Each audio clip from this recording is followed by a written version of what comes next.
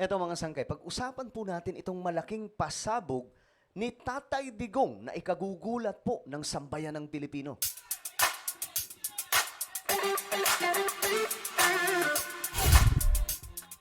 Yo, what's up guys? This is me, Sangkay Janjan, and I'm back.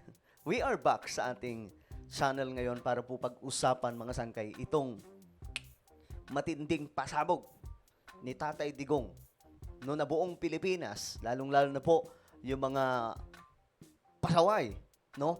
Magugulat sa pasabog po ni Tatay Digong. Bago tayo magsimula, paki-subscribe po muna yung ating YouTube channel. Ayan po, tayo ay 1.46 million subscribers na. Road to 2 million subscribers. So kung gusto mong mapabilang sa dumaraming mga solid sangkay, ang gawin nyo lamang po, i-click nyo po yung subscribe button na makikita po sa baba ng video na to. I-click nyo po yung bell at i-click nyo po yung all. Sa mga nanonood naman po sa Facebook, i-follow nyo po yung ating Facebook page. Shoutout nga pala sa lahat ng mga solid sangkay na nanonood sa atin ngayon. Mabuhay po kayong lahat. Mag-comment po kayo sa ibaba ng hashtag solid sangkay kasama po ang inyong mga lugar. Okay, eto na nga po guys. Si PBBM ay madalas na pag-uusapan pagdating po sa pinagbabawal na bulburon. Siya daw ba ay kabilang sa mga nagpoprotekta sa pinagbabawal na pulburon o di kaya naman kasama po sa listahan ng narko? Ngayon mga sangkay, eto po. May pasabog doon si Tatay Digong na talaga nga namang galing mismo sa kanya, hindi po edited. Yung part na to kinuha, mga sangkay, para po malaman ng sambayan ng Pilipino na ito po yung message noon ni Tatay Digong na magugulat kayo. Okay? Panoorin po natin, mga sangkay. In drug war under your administration. Sir, once and for all, can we hear it from you? Nasa narcolis po ba ang pangalan ng Marcos Jr. nung panahon na ito ay lumanding sa inyong pinag? Wala. Ang sagot niya, wala. Tinanong siya, mga sangkay, si PBBM ba ay nasa narko o listahan ng narko? Anong sabi ni Tatay Digong? Wala. Doon pa lang mga sangkay, malinaw na, no? Malinaw na wala nga po doon si PBBM sa listahan na sinasabi po ng mga sangkay, di ba? Kasi hanggang ngayon pinagdidiinan po yan ng mga anti-Marcos. No, mamaya ipapalabas mo natin yung mga banat naman ni PRRD na iba sa kanyang paliwanag, mga sangkay. Okay? Iba sa kanyang paliwanag o sa kanyang pasabog. Ito, panoorin po muna ulit natin, mga sangkay. Ang sabi niya, wala. Ngayon, ito yung kasunod. Ito po yung paliwanag niya. Bakit wala doon si PBBM? Wala actually. Wala, Ito, di ba? prangka-prangkan. Hindi naman naulan nun ako. Hindi man masyado kami Ito po yung okay pa po sila ni PBBM. Okay? Yung time na hindi pa po siya, si PRRD nadadala sa mga sulsol sa kanyang paligid. Pinagtanggol po niya si PBBM dito. Pakinggan po natin. naulan nun ako. Hindi man masyado kami kilala niya. No? Kung nandyan yung pangalan niya, Kung nandyan yung pangalan niya, sabi po ni Tatay Digong, I would not voice a lie in hindi daw po siya magsisinungaling. public. Ipapublic po niya, mga sangkay. Hindi siya magsisinungaling in public.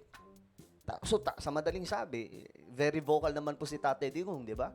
Si Tatay Digong, siyempre, ano yan, kung ano yung kanyang nakita, ilalabas po niya yan sa publiko. Hindi po yan natatakot, mga sangkay.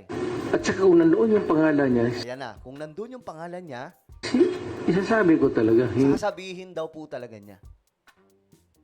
yung pangalan mo nandyan. If I name one, I name all. Binasa ko eh. Dinasa daw niya. So na naka-eskapo doon. Bakit ako wala. Wala daw. In fairness to the president. Wala. Okay? So, yan, mga sangkay, malinaw. Wala doon ang pangalan ni PBBM. So, bakit issue pa rin siya ngayon, mga sangkay, ng mga dilawang DDS?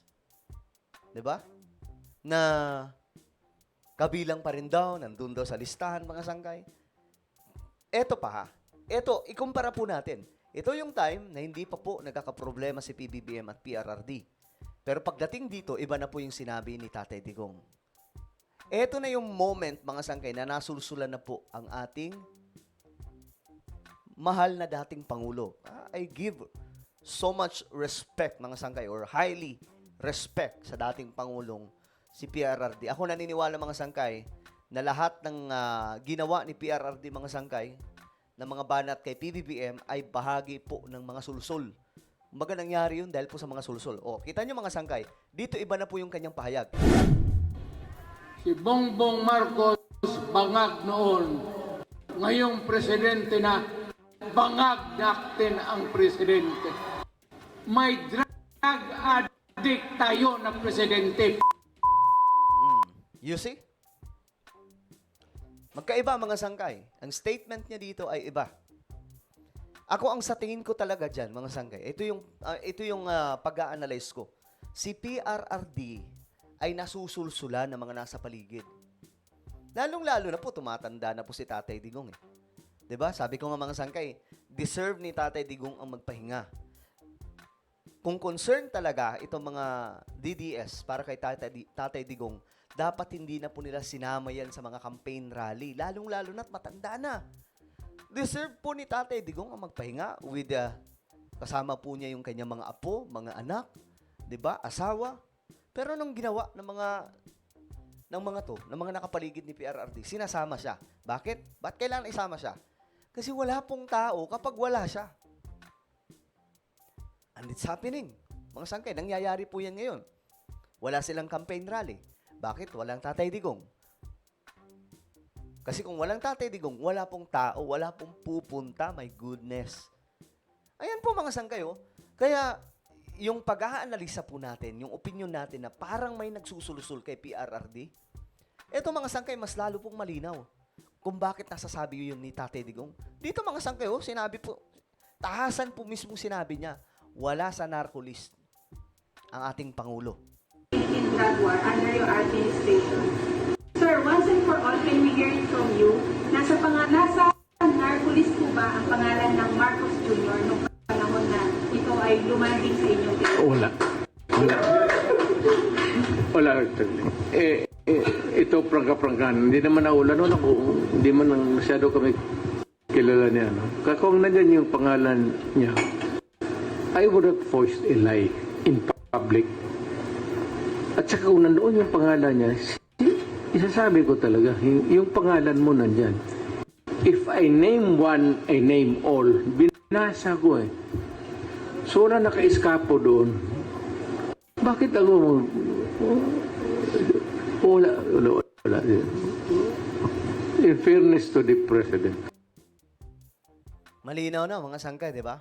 Malinaw na po sa ating lahat ngayon na mukhang nasulsulan lamang po si PRRD.